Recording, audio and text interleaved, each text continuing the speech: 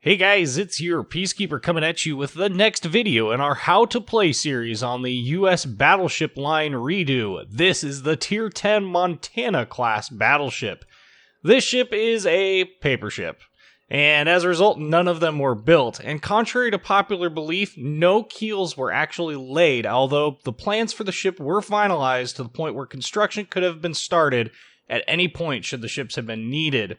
5 ships were authorized, but none were actually started. They were the Montana, Ohio, Maine, New Hampshire, and Louisiana. This ship was originally designed to solve the issues of the immunity zone that the Iowa class had with regards to the Mark 8 Super Heavy shell, meaning that this ship had a massive immunity zone to the Mark 8 Super Heavy shell. It also required the ship to maintain a 28 knot top speed. It featured an additional turret to bring the gunnery up to 12 16-inch guns in 4 3-gun turrets. It also featured additional AA and heavier armor, although the anti-aircraft suite was not necessarily prioritized in the design of this ship, simply because this ship was no longer intended to serve with the fast carriers, and their anti-aircraft suite wasn't needed to protect them. Although it did feature different AA gun suites in order to allow it to work basically on its own in its own task force. To accomplish all of this, the ship had to be widened to the point it could no longer transit the Panama Canal. The Two Oceans Navy Bill made this possible by lifting the restrictions on ship design that required the ships to be able to transit the Panama Canal. And the whole design for the Montana influenced the whole design on the Midway class aircraft carriers. There's some misconstruing of statements made on Wikipedia about that. The Midway class borrowed heavily from the overall shape, but the subdivision and all of that was specific to the Midway. As none of these ships were actually built, there's no service history to talk about, so we'll dive right on into those in-game hit stats. The hit points are 96,300 hit points. You have 409 millimeters of belt armor, and you can see that right there. The torpedo protection system, 39%, which is actually quite good, especially for the fast battleships. The main battery consists of 12 of the 16-inch 50 caliber Mark 7 guns in 4 3-gun turrets, and yes, they are 3-gun turrets. The secondary armament consists of 20 5-inch 54 caliber Mark 41 guns. There are 10 per side, and they are mounted in dual-purpose gun mounts. The main battery firing range is 23.6 kilometers. The secondary firing range is 7.2 kilometers, although you can push that out to, I think it's 9.6 in a full-on secondary build. The anti-aircraft suite consists of 20 single 20mm Oerlikons and 20 dual 20mm Oerlikons, as well as 20 quad 40mm Bofors, and of course those 5-inch 54 caliber Mark 41 guns, 20 of those in total. Your anti-aircraft suite in a AA spec Montana starts at 7.5 kilometers and steps down to 5.1 for the 40 mils and then 2.9 for the 20 mils. Her max speed in game is 31.5 knots with the speed flag. Pull the speed flag off and you will see that it is a straight up 30 knots. She has a 950 meter turning radius and a 17.8 second rudder shift time.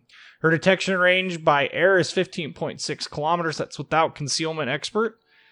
And the detection range by air is 14.5 kilometers. Let's talk about those upgrades. The upgrades are basically going to mirror what I used on the Iowa class. Main armaments mod 1. AA guns mod 2 for that increase in anti-aircraft range. Artillery plotting room mod 2 for the reduction in dispersion. Damage control systems mod 1. Steering gears mod 2. And concealment systems mod 1. I think that this provides the best overall mix of anti-aircraft power and stealth and maneuverability to help mitigate damage some.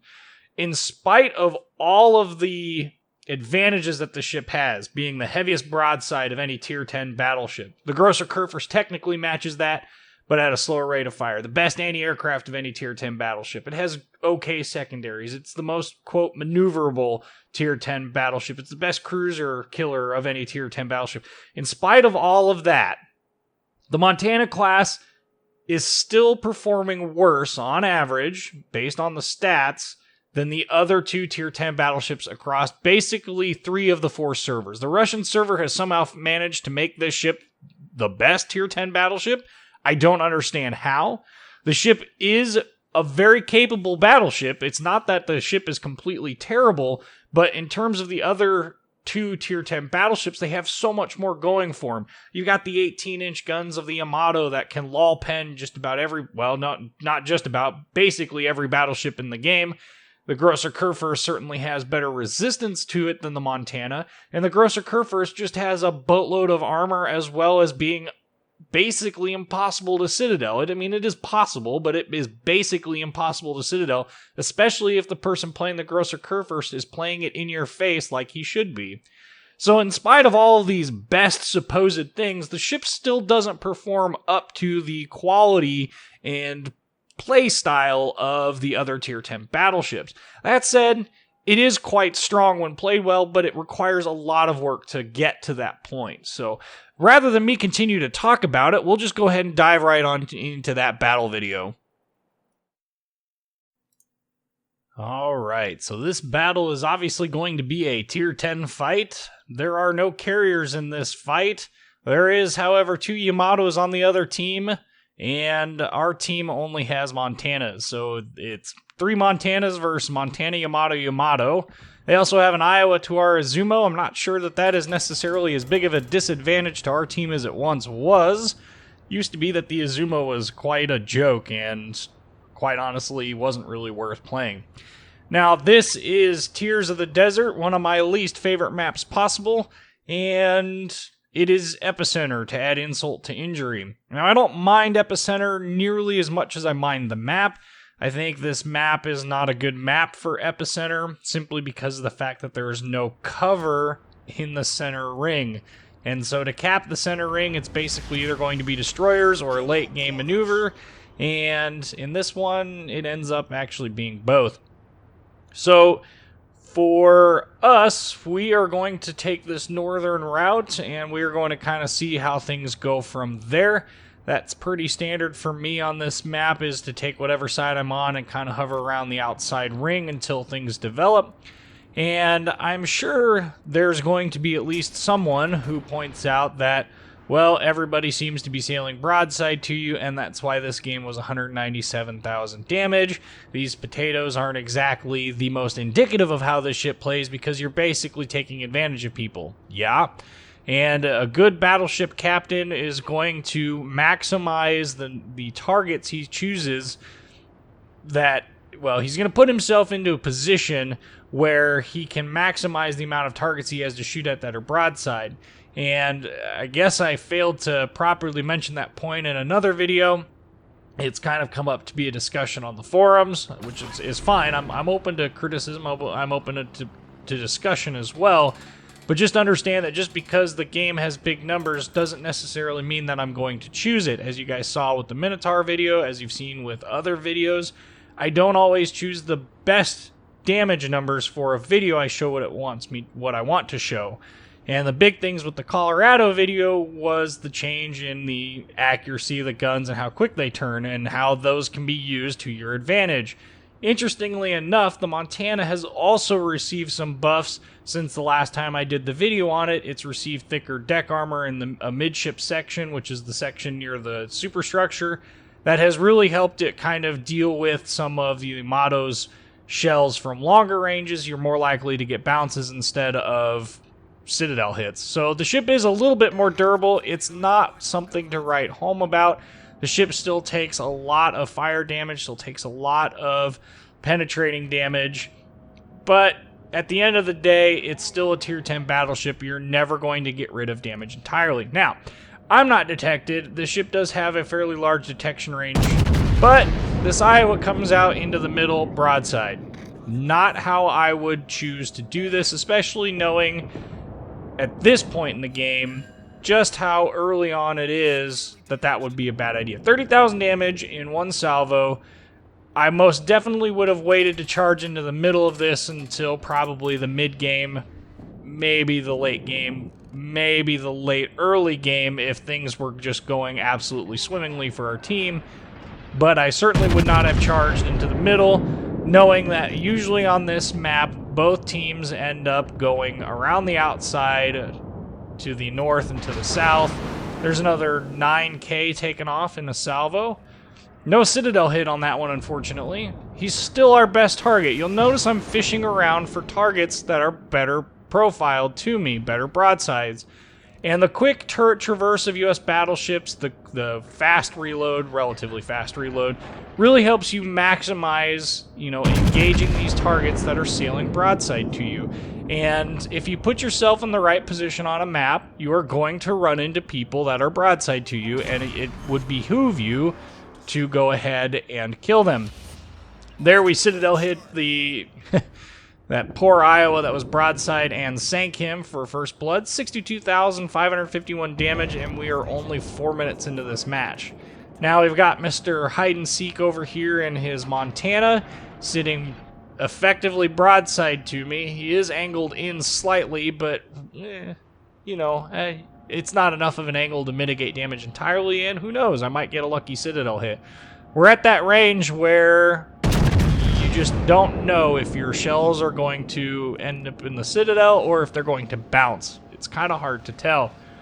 But you can see the Montana's dispersion at 20 kilometers isn't exactly anything to write home about. And much like the Iowa, well, there's 10,000 damage. Much like the Iowa, its best range is really in the 10 to 15K range. When you get to 15K, this thing clusters shots so tight, it is unbelievable how tight the groupings really get. We'll select the Montana again. He looks like he is going forward again. He is moving slow enough that, hey, we took 10K off. Oh, and he's opening up. Please don't threaten me with a good time. The shells are already on the way. Now we have a Yagumo off to our left. Oh, there's the shots that go in. 6K. Only 3 shells hit out of the salvo of 12. And I suspect that's because the game's dispersion mechanism is really quite bad, in my opinion. The way it does dispersion is weird. If you don't have a target selected, you get much larger dispersion than you probably should get. And kind of fishing around for broadside targets at this point. Well, we're really fishing around for targets in general. There's that Fletcher. He's kind of hard to hit, but we're going to ignore him for right now. He's far enough away that his torpedoes can't hit me. That Yagumo off to my left, he was at like 9.7K. He's not really close enough to get me with torps. By the time they get here, they'll be at the very last bit of their travel. We got a Hindenburg coming out basically broadside. Again, putting yourself into position to maximize the number of broadside targets. That's part of the hallmark of good battleship captains. And this Hindenburg is not giving up anything really, except for, his broadside to a Montana. And look at that shell dispersion.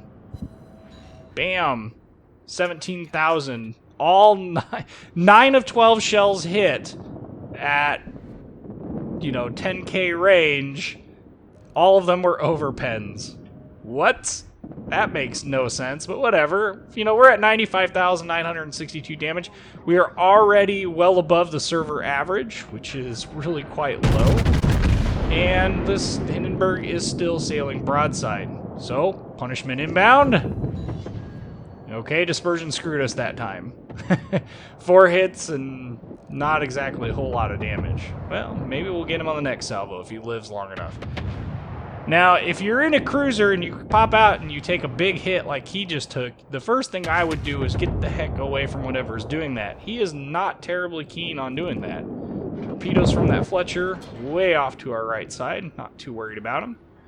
And here we are back to fishing for broadside targets. We've got a North Carolina ahead of us here. No, he's behind an island. Okay, so how about Yamato? No, he's behind an island. How about this other Yamato? Well, he disappeared, but yes. Okay, so he comes back, and he is opening up to us to give us that juicy broadside. So let's go ahead and let's see if we can't take a Yamato out of this fight. Shell dispersion again, not super great for 13.5K, but what? 3,000 damage. Broadside Yamato, 3,000 damage. Really? That is probably some of the most trollish dispersion and trollish RNG I have seen. But that's alright. We'll just keep on trucking along here right into the middle. We're going to bully this Fletcher out of this cap. And surprisingly, you know, the 5-inch 54 cal dual-purpose guns for the Montana actually are really quite accurate, okay? We got Cruiser Newport News and his Ibuki over here. Kind of broadside. He is angled away from us slightly. He does start to turn away. Nope, not going to save you from the 20,000 damage hit right there. That included a Citadel. We'll go ahead and say hello to him. This is going to piss him off. He's going to start shooting at me now instead of the target he was shooting at. But anyway, we're going to request support that Fletcher has left the cap. You can see we are starting to cap the middle, which is good. Montana sailing broadside. Yeah. Oh, come on, Newport. Leave me alone. All I want to do is just kill your battleships. That's all I want to do. Well, since, you know, we've got all these targets here. We got a Yamato coming around the side of the mountain. We got a North Carolina here. We're going to have to make up our mind. We're going to turn away. It's not going to help us too much with the Yamato, but my hope is that he's silly enough, and my luck so far this game has been that the battleships are generally acting pretty silly. Silly enough to go ahead and shoot amidships as opposed to in the stern to get that Citadel hit. So we let loose our salvo. We've got that Fletcher over there. Our secondaries are engaging him. We've gotten 2 hits out of, you know, the 2 salvos that the secondaries have fired. Now 4 hits out of 3 salvos. And this is without any secondary. There, we killed the Fletcher. He's launched torpedoes. That much was obvious as him bailing. There they are. And this Yamato he's not sailing broadside, but he's opening up to us. He's presenting enough of a profile here that we can take advantage of his hexagonal Citadel and possibly get Citadel hits. Nope. 6K. We're going to go ahead and let our secondaries let loose. You know, they got some hits, and of course he sinks before we can get anything else, of which I'm actually quite grateful for, because honestly, the Yamato is in a much better position to seriously influence the match than I am. There goes another one of their destroyers. They're down to 2 destroyers. We have lost 1 destroyer, and our only ship that we've lost. Newport News, he's open up to us. We're going to go ahead and engage him with the rear battery, and we're going to try and... nope, he turned in, so we don't get anything. Okay, what about the North Carolina? Can we get North Carolina here? Now, at this point, once you've committed to a term, man, you've really got to make it.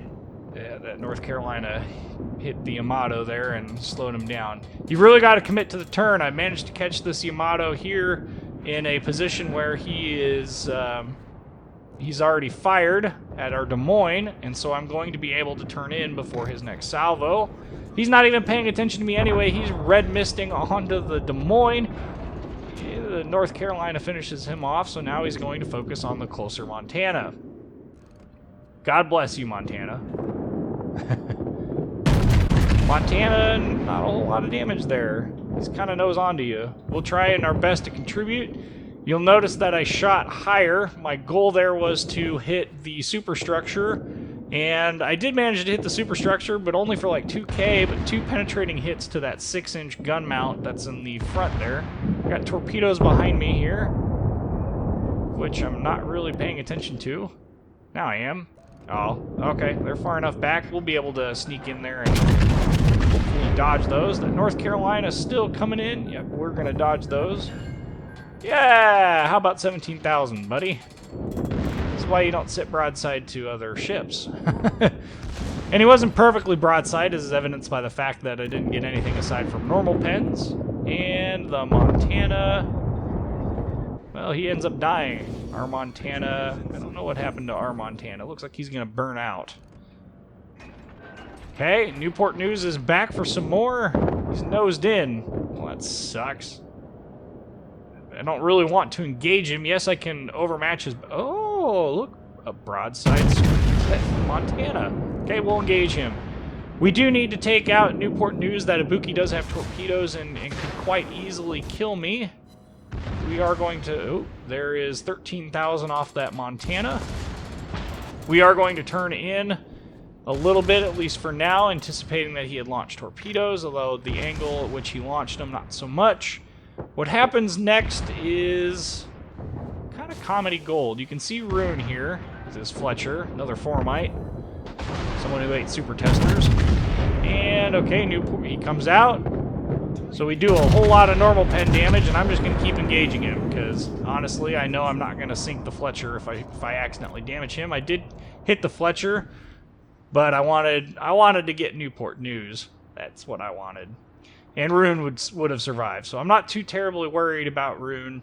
The last enemy left is currently sailing towards us. He's not presenting a very good profile. Now, I chose to kite him with this, and to set this up, we've got to be angled away from him when we come out of this, and we are angled away from him. In fact, both of us to each other are angled quite heavily to each other, so the chances of us doing any real damage is slim to none. There you can see we finished the assist and capping the last 2 points. That gave us 3 assists. We were in all 3 points. He hits for, about 3K. That angle is really hurting him, and somebody lands a pretty big hit on him here, and there it is. There's that big hit, and we get our salvo off here when it comes up for the kill and a high caliber. And that's the end of the match. 197,495. 197,495, 4 kills, 3 citadels, 14 secondary hits. We got close quarters, expert, first blood, and high caliber. And here you can see 2,337 base XP. There's the detailed report and the credits and XP screen. Now, this video really does put this ship in a much more positive light than it really should be. It took a lot of effort to play this ship in this game at that level to achieve that game. But ultimately, the battle shows what I wanted it to show. You're good at punishing things that are broadside to you. You've got enough maneuverability and speed and flexibility to flex around the map. Anyway, I'm your Peacekeeper, and you guys know the drill. Like, comment, subscribe, and thank you for watching.